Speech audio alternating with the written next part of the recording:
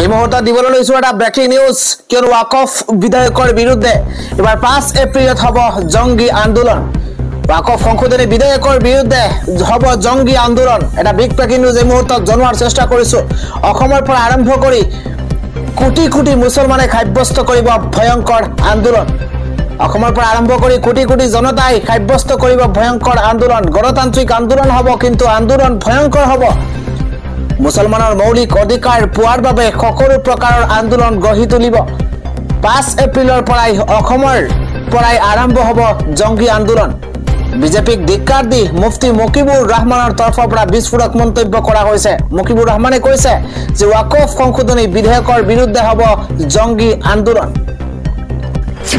কৈছো আন এটা ব্ৰেকিং নিউজ এইবাৰ অমিত শাহৰ সন্মুখতেই ওয়াকফ বিল ফালি পেলাইছে এইবাৰ এআইএমআইএমৰ নেতা আসাদুদ্দিন ওৱেইছিয়ে এটা ডাঙৰ খবৰ বিগ ব্ৰেকিং নিউজ অমিত শাহৰ সন্মুখতেই ওয়াকফ বিল ফালি পেলালে এইবাৰ আসাদুদ্দিন ওৱেইছিয়ে জাতিৰ পিতা মহাত্মা গান্ধীৰ উদাহৰণ দি আসাদুদ্দিন ওৱেইছিয়ে ফালি পেলালে ওয়াকফ বিল লোকসভাত বিজেপি চৰকাৰৰ বিৰুদ্ধে গৰ্জন এইবাৰ আসাদুদ্দিন ওৱেইছিৰ ওয়াকফৰ জৰিয়তে দেশৰ মুছলমানৰ ওপৰত ভয়ংকৰ আক্ৰমণ কৰা হৈছে বুলি মন্তব্য আসাদুদ্দিন ওৱেইছিৰ মুছলমানৰ পৰা সকলো অধিকাৰ কাঢ়ি ল'ব বিচাৰিছে বিজেপিয়ে মুছলমানৰ প্ৰতি ইমান হিংসা কিয় মোদী চৰকাৰৰ প্ৰশ্ন উত্থাপন কৰিছে আসাদুদ্দিন ওৱেইছিয়ে ওয়াকফ এক ধৰ্মীয় সংস্থা হয় ওয়াকফক লৈ বিজেপিয়ে মিছা কথা বিয়পাই আছে বুলি মন্তব্য আসাদুদ্দিন ওৱেইছিৰ মুছলমানৰ লগত অন্যায় হৈছে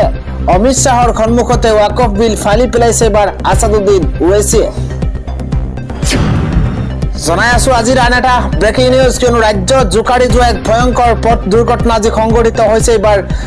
ডবকাত এবাৰ সংঘটিত হৈছে ভয়ংকৰ পথ দুৰ্ঘটনা 4 লেনযুক্ত ৰাষ্ট্ৰীয় ঘাইপথত সংঘটিত হৈছে এবাৰ গাৰনুম খিউৰিটা ভয়ংকৰ ঘটনা এগৰাকী লোক থিতাতে নিহত হৈছে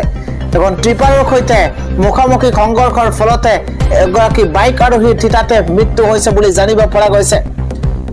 এক ভয়ংকৰ খবৰ জনোৱাৰ চেষ্টা কৰিছো এবাৰ আজিৰ দিনটোতে ৰাজ্য জোকাৰি যোৱা আন এক ভয়ংকৰ পথ দুৰ্ঘটনা সংঘটিত হৈছে জানিব পৰা মতে মৃত ব্যক্তিগৰাকী হৈছে লংকাৰ বাসিন্দা ব্যক্তিগৰাকী থিতাতে মৃত্যু হৈছে ডবকাৰ 4 লেনযুক্ত ৰাষ্ট্ৰীয় ঘাইপথত আন এগৰাকী মহিলা গুৰুতৰভাৱে আহত হৈছে বুলি জানিব পৰা গৈছে